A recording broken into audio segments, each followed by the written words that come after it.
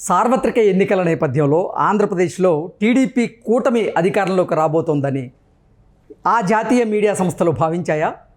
అందులో భాగంగానే అర్నబ్ గోస్వామి అలాగే రాజ్దీప్ సర్దేశాయ్ చంద్రబాబు గారిని ఆకాశానికి ఎత్తేసేటువంటి ప్రయత్నం చేస్తున్నాయా అంటే అవుననే సమాధానం ఇస్తున్నారు కొంతమంది రాజకీయ విశ్లేషకులు.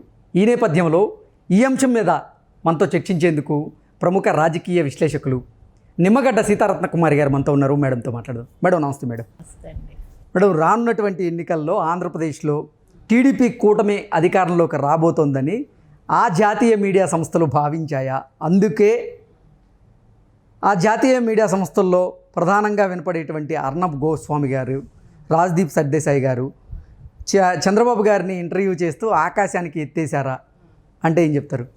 అంటే చంద్రబాబు నాయుడు గారిని ఆకాశానికి ఎత్తేయడం అని కాదు, వాస్తవాలని చెప్పుండొచ్చు. చంద్రబాబు నాయుడు గారు అన్నీ అచీవ్ చేసి ప్రూవ్ చేసుకున్నటువంటి లీడర్ ఆయన. సో ఆయన ఏదైతే విజయవంతంగా అమలు చేశారో దాన్ని వాళ్ళు ఇంట్రొడక్షన్లో వాళ్ళు చెప్పారు, ఉన్నదే చెప్పారు.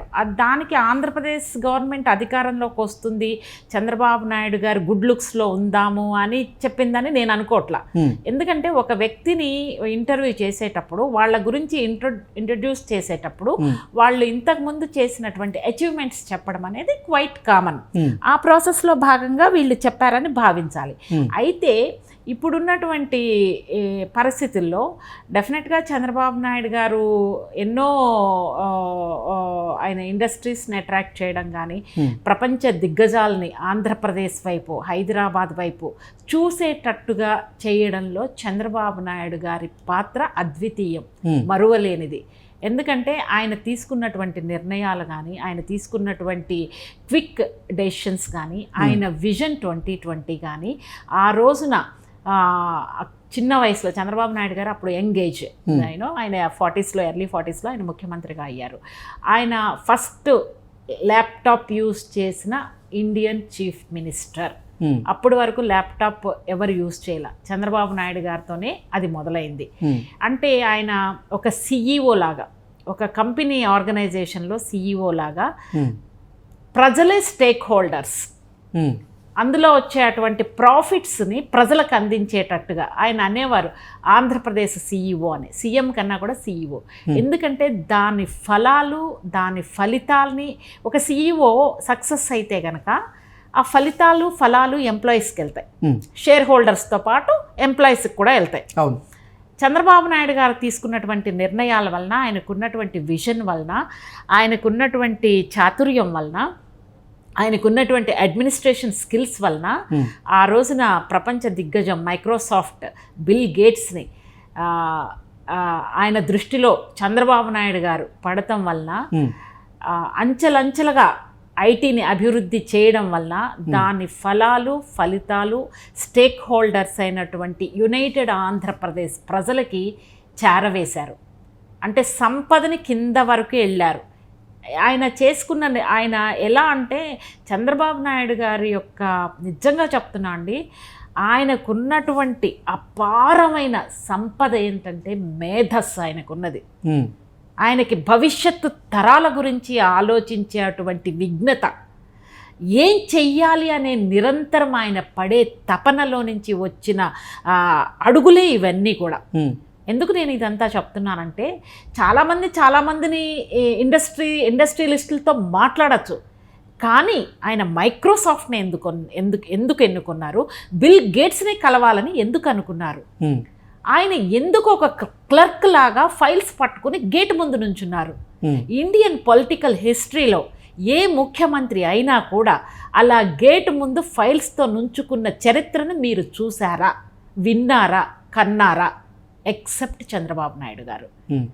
ఆయన 5 నిమిషాలు డిన్నర్కి వెళ్ళే టైంలో ఒక 5 minutes టైం ఇచ్చినటువంటి bill gates, he extended 45 minutes and he was surprised by listening Chandrababu Naidu's vision towards AP growth. ఇంత ఆ తర్వాత ఆయన ఇంప్రెస్ అయ్యి ఆయన చెప్పారు, నా టీం మెంబర్స్ని పంపిస్తాము, బికాస్ ఒక కంపెనీ పెట్టాలంటే they will see, they have to see many things అనమాట. ఎట్లా అంటే వాళ్ళ కంపెనీ ఇక్కడ పెట్టడానికి అనువైన పరిస్థితులు ఉన్నాయా లేదా, ఇన్ఫ్రాస్ట్రక్చర్ ఉందా లేదా, ట్రావెలింగ్ కన్వీనియన్స్ ఉందా లేదా, ఇంటర్నేషనల్ ఎయిర్పోర్ట్ ఉందా లేదా, ఎవరైనా వస్తే కనుక ఇక్కడి నుంచి వెళ్ళటానికి అక్కడి నుంచి వెళ్ళటానికి ట్రావెలింగ్ ఫెసిలిటీ ఉందా లేదా, ఇన్ఫ్రాస్ట్రక్చర్ ఉందా లేదా, ఇలాంటివన్నీ సో మెనీ థింగ్స్ వాళ్ళు అబ్జర్వ్ చేస్తారు. సో వాళ్ళు వచ్చి ఆంధ్రప్రదేశ్ను వచ్చి ఆ రోజున హైదరాబాద్ని చూసిన తర్వాత, చంద్రబాబు నాయుడు గారి గుడ్ గవర్నెన్స్ చూసిన తర్వాత, ఆయన అడ్మినిస్ట్రేషన్ చూసిన తర్వాత, ఓకే ఇక్కడ ఇన్వెస్ట్ చేస్తే మనకి సేఫ్ ఉంది అని చెప్పి పక్కన కృష్ణన్ లాంటి దిగ్గజం కర్ణాటక ముఖ్యమంత్రిగా ఉన్నప్పుడు కూడా ఆంధ్రప్రదేశ్ వైపు మొగ్గు చూపినటువంటి వ్యక్తి బిల్ గేట్స్. ఆయన్ని ఆ స్థాయికి తీసుకొచ్చినటువంటి ఘనత చంద్రబాబు నాయుడు గారిది. ఆ రోజున బిల్ గేట్స్ ఎంటర్ అయిన తర్వాత సాఫ్ట్వేర్ కంపెనీలు క్యూ కట్టినాయి.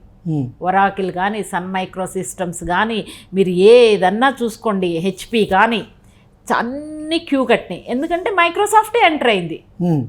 దాన్ని అడ్డం పెట్టుకుని అన్నీ వచ్చినాయి, డెవలప్ అయింది. అద్భుతమైన 3వ నగరం హైదరాబాదు. 3 నగరాలు మనకి. 3వ నగరం సైబర్ సిటీ డెవలప్ చేసినటువంటి ఘనత చంద్రబాబు నాయుడు గారిది. ఇది ఇంతటి ముందు చూపుక ఈ రోజున అందరం లక్షల జీతాలు సంపాదిస్తున్నామంటే ఆయన ఆ రోజు తీసుకున్న నిర్ణయాలండి. ఒక క్లాస్ 4 ఎంప్లాయీ కూతురు కొడుకు ఈ రోజున లక్షలు సంపాదిస్తున్నారు. Can you imagine? మనం ఎప్పుడన్నా అనుకున్నామా ఒక 20,000 జీతం, ఒక 50,000 జీతం, ఒక ₹1,00,000 తీసుకుంటామని? అటువంటి ఎన్వైర్న్మెంట్ని తీసుకొచ్చినటువంటి చరిత్ర చంద్రబాబు నాయుడు గారిది. సో ఇందుకు ఈ రోజున ఈయన కానీ, రాజ్దీప్ కానీ, లేకపోతే అర్నబ్ గోస్వామి కానీ వాళ్ళకి తెలుసు.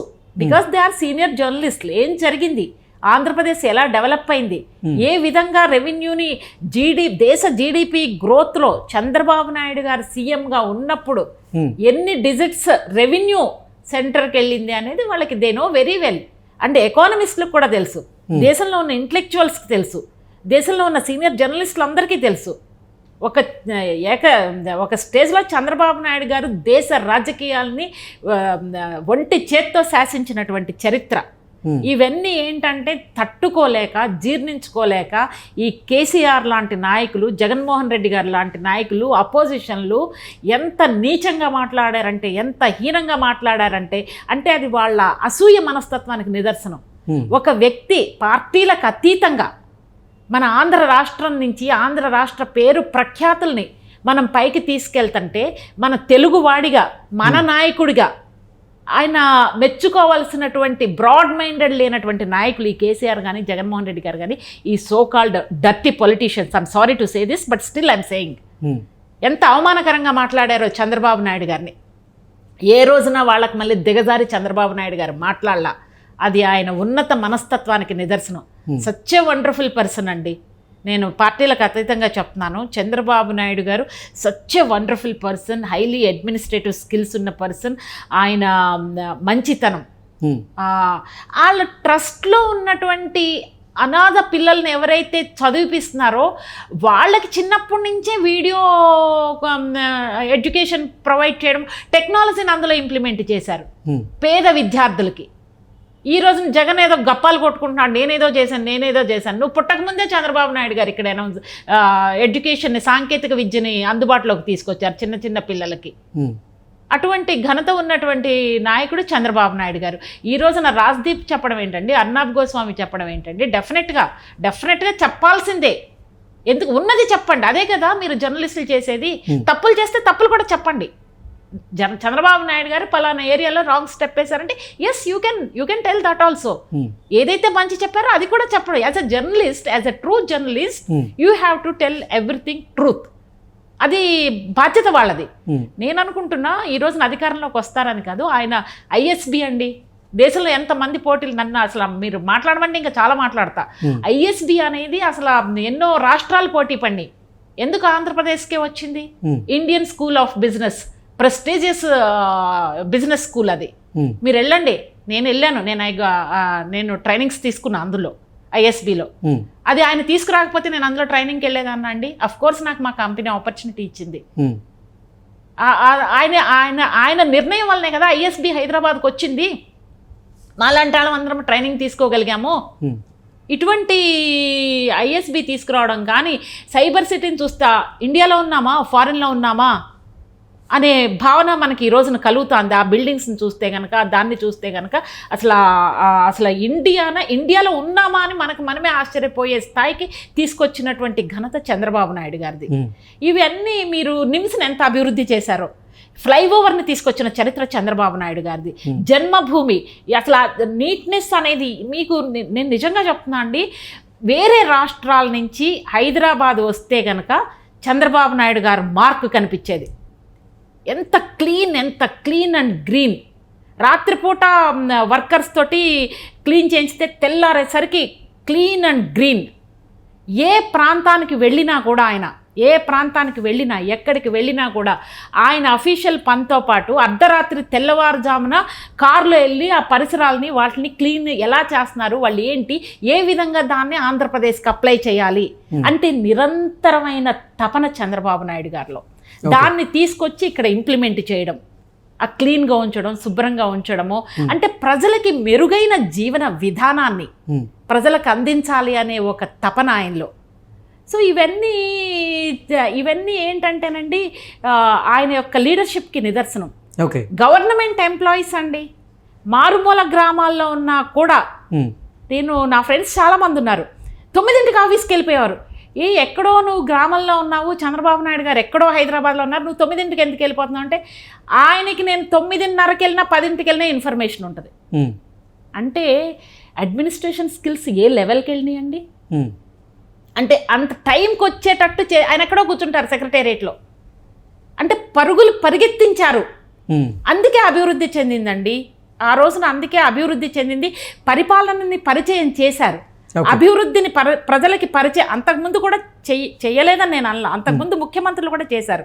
కానీ మొట్టమొదటిసారిగా అభివృద్ధి ఫలాలని ప్రజలకి పరిచయం చేసినటువంటి వ్యక్తి చంద్రబాబు నాయుడు గారు.